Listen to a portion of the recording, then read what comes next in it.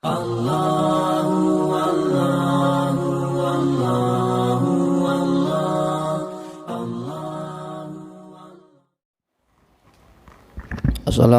warahmatullahi wabarakatuh.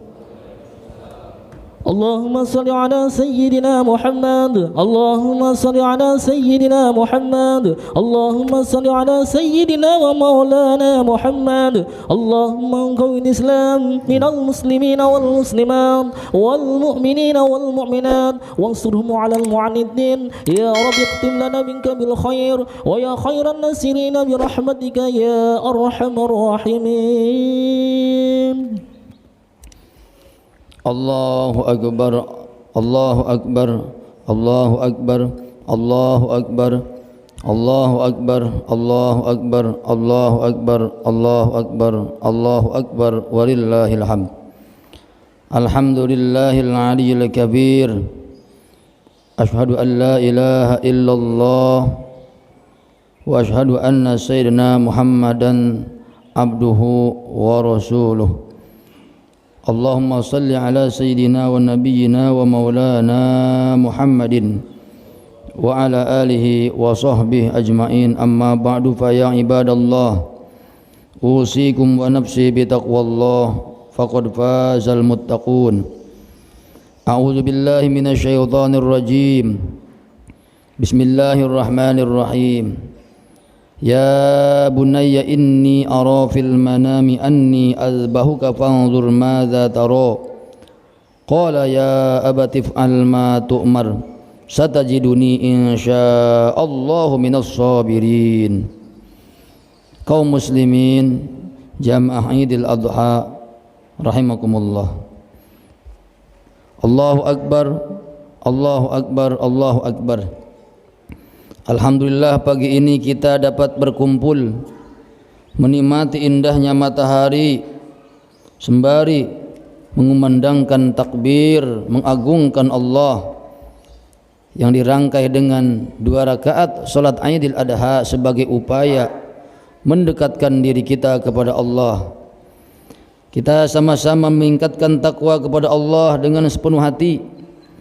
Kita niatkan hari ini sebagai langkah awal memulai perjalanan diri mengarungi kehidupan seperti yang tercermin dalam ketaatan dan ketabahan daripada Nabi Ibrahim alaihissalam yang menjalani cobaan daripada Allah subhanahu wa ta'ala. Kaum muslimin rahimakumullah, setelah Nabi Ibrahim dikaruniai seorang bayi Ismail, Nabi Ibrahim diperintahkan oleh Allah untuk pergi ke Mekah yang jaraknya kurang lebih 2000 km dari Palestina.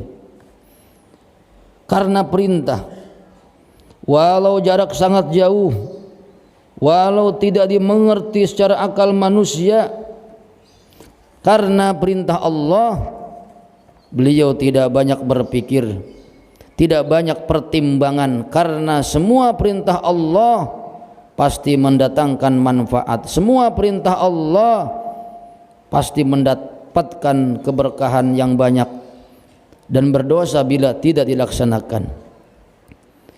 Berangkatlah Nabi Ibrahim ke Mekah setelah berminggu-minggu berada dalam perjalanan yang melelahkan, melewati terjalnya padang pasir, gurun dan gunung batu, tidak ada perkampungan yang dilewati, tidak ada warung, tidak ada rest area untuk singgah. Tibalah pada akhirnya Nabi Ibrahim beserta Siti Hajar dengan membawa jabang bayi putra mereka Ismail di satu tempat yang bernama Mekah, yang waktu itu hanya sebuah lembah tak berpenghuni, tidak ada orang, tidak ada hewan, tidak ada tumbuh-tumbuhan, tidak ada air mengalir. Yang terlihat hanyalah batu dan pasir kering. Berhentilah unta Nabi Ibrahim mengakhiri perjalanannya di lembah itu, kemudian mendirikan semacam tenda atau gubuk kecil dari pelepah korma yang mungkin satu kali sapu angin akan rubuh. Tapi Nabi Ibrahim diperintahkan untuk berdiri di situ dan mendirikan Ka'bah sebagai kiblat umat Islam. Wahai istriku, ini adalah tumpukan batu tapi ini adalah Ka'bah, dulu Nabi Adam mendirikannya di sini. Maka kita sholat menyembah Allah dengan menghadap ke Ka'bah ini. Setelah 1 atau 2 bulan berada di lembah Bekkah ini, Nabi Ibrahim berkata kepada istrinya, "Wahai istriku, aku diperintahkan untuk pergi ke Palestina, membina umat di sana. Kamu beserta anakku akan aku tinggal di sini." Bak mendengar halilintar di siang bolong, "Ya Nabi Allah, wahai suamiku, betulkah kami akan ditinggal berdua di sini? Di sini tidak ada orang, tidak ada hewan, tidak ada tumbuhan apapun." Alangkah sedihnya Bunda Hajar ketika akan ditinggalkan oleh Nabi Ibrahim hanya bersama dengan anaknya yang masih kecil di tempat yang sunyi senyap daripada segala-galanya kecuali batu, gunung dan pasir. Ia seraya merintih menangis, hatinya tercabik akan ditinggalkan seorang diri di tempat yang kosong. Tidak ada seorang manusia pun, tidak ada satu binatang pun, tidak pohon, tidak terlihat pula air. Sedangkan ia masih menanggung beban mengasuh anak yang masih kecil, masih menyusui. Nabi Ibrahim juga mendengar keluh kesah Bunda Hajar, merasa tidak tega meninggalkannya seorang diri di tempat itu. Akan tetapi ia sadar bahwa apa yang ia lakukan adalah perintah Allah yang tentu mengandung hikmah masih terselubung baginya, dan ia sadar pula bahwa Allah akan melindungi Ismail dan ibunya dalam tempat pengasihan itu daripada segala kesukaran dan penderitaan. Istriku, bertawakallah kepada Allah yang telah menentukan kehendaknya. Percayalah kepada kekuasaan dan rahmatnya. Dialah yang memerintahkan aku membawa kamu ke sini, dan dialah yang akan melindungimu dan menyertaimu di tempat yang sunyi ini. Sungguh kalau bukan perintah dan wahyunya, tidak sesekali aku tega meninggalkan kamu di sini seorang diri hanya bersama putraku yang sangat aku cintai. Percayalah wahai Hajar, bahwa Allah yang Maha Kuasa tidak akan menelantarkan kamu berdua tanpa perlindungannya. Rahmat dan berkahnya akan tetap turun untuk kalian selamanya insyaallah. Kaum muslimin rahimakumullah, semalam suntuk Bunda Hajar tidak bisa tidur. Bagaimana bisa hidup hanya berdua di tempat tandus seperti ini? Dan pas lewat tengah malam Nabi Ibrahim pamit untuk berangkat. Bunda Hajar memegang Nabi daripada baju Nabi Ibrahim. "Benarkah engkau akan berangkat sekarang? Benarkah aku ditinggal berdua di sini? Tegakah engkau meninggalkan kami di sini?" Nabi Ibrahim tidak menjawab. Walau raut mukanya bersedih, tapi ia melanjutkan berkemas, mengikat barang di punggung unta dan langsung naik ke punggung unta. "Wahai suamiku, betulkah ini perintah Allah?" Nabi Ibrahim tak kuasa menjawab, hanya menganggukkan kepala sambil berlinang air mata. Setelah anggukan Nabi Ibrahim seperti itu, segeralah Bunda Hajar melepaskan genggaman pada baju Nabi Ibrahim, dan dilepaskannya beliau menunggang unta dengan iringan air mata yang bercucuran membasahi tubuhnya.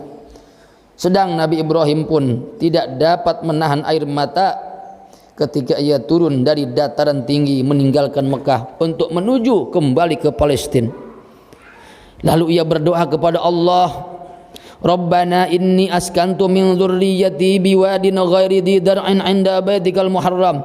Rabbana liyuqimus shalah faj'al afidatan minan nasi tahwi ilaihim warzuqhum minats tsamarati la'allahum yashkurun."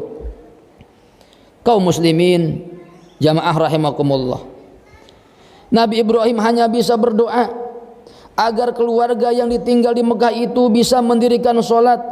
Setelah sholat didirikan, maka pasti datang berkah, banyak rizki, banyak buah-buahan walaupun tidak ada pohonnya, seperti yang terlihat sekarang ini di kota Mekah yang penuh dengan keberkahan.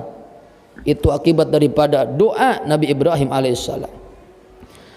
Bunda Hajar berdua dengan Ismail kecil, dengan hanya dibekali sedikit makanan dan minuman yang mungkin tidak akan cukup untuk 1 bulan.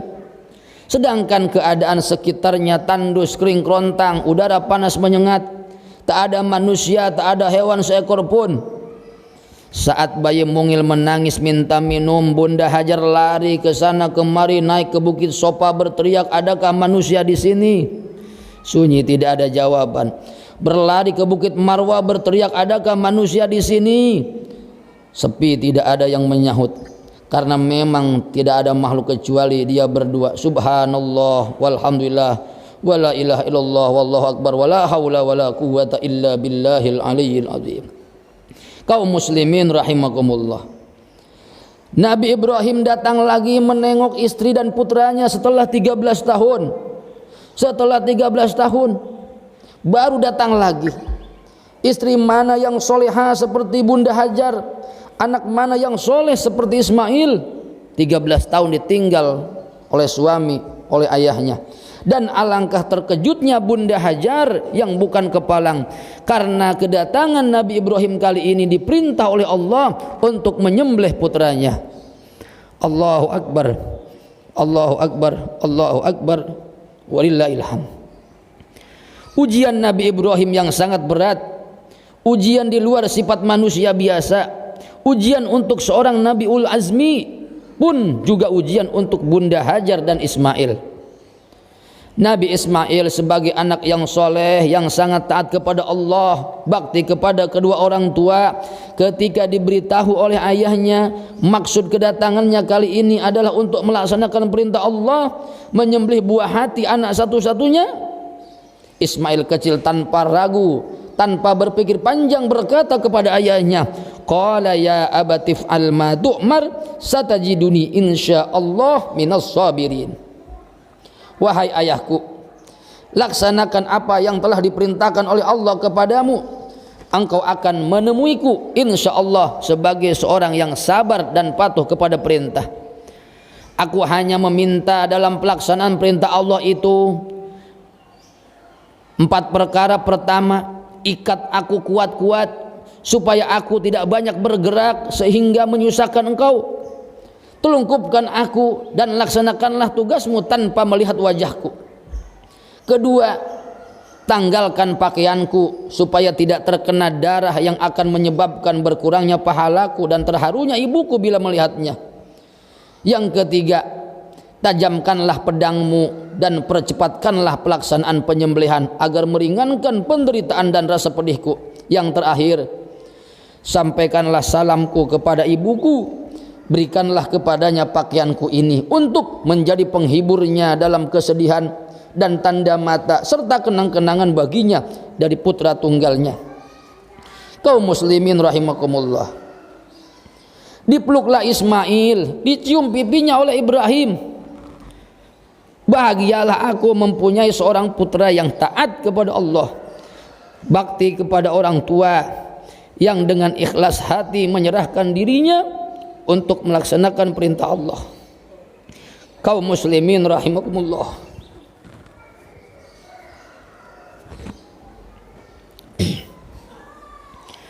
Saat penyembelihan yang mengerikan, diikatlah kedua tangan dan kaki Ismail, dibaringkanlah ia di atas batu, diambil pedang yang tajam yang sudah tersedia.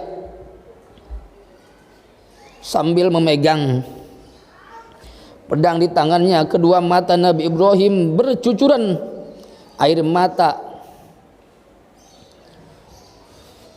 tergenang air mata berpindah memandang dari wajah putra ke pedang yang mengkilap tajam di tangannya. Seakan-akan pada masa itu hati beliau menjadi tempat pertarungan antara perasaan seorang ayah di satu pihak dan kewajiban seorang rasul di pihak yang lain. Pada akhirnya dengan memejamkan mata, pedang diletakkan pada leher Ismail dan penyembelihan dilakukan. Akan tetapi datanglah kepada Nabi Ibrahim wahyu daripada Allah, wahai Ibrahim, engkau telah berhasil melaksanakan mimpimu, demikianlah kami akan membalas orang-orang yang berbuat kebajikan. Kemudian sebagai tebusan ganti nyawa, Ismail telah diselamatkan itu Allah memerintahkan Nabi Ibrahim menyembelih seekor kambing yang telah tersedia di sampingnya, dan segeralah dipotong leher kambing itu oleh beliau dengan pedang yang dipegangnya. Dan inilah asal permulaan sunnah berkurban yang dilakukan oleh umat Islam pada tiap hari raya Idul Adha di pelosok dunia. Salamun ala Ibrahim kadzalika najzil muhsinin innahu min ibadinal mu'minin. Allahu akbar, Allahu akbar, Allahu akbar. Kaum muslimin rahimakumullah. Kisah ini difirmankan oleh Allah Subhanahu wa taala dalam Al-Qur'an agar menjadi tauladan, contoh yang sangat baik untuk umat Islam, dari mulai sabar melaksanakan perintah, sabar berkorban, sabar dalam kemiskinan, sabar dalam perjalanan, sabar ditempatkan di tempat yang tidak ada kehidupan dan lain sebagainya.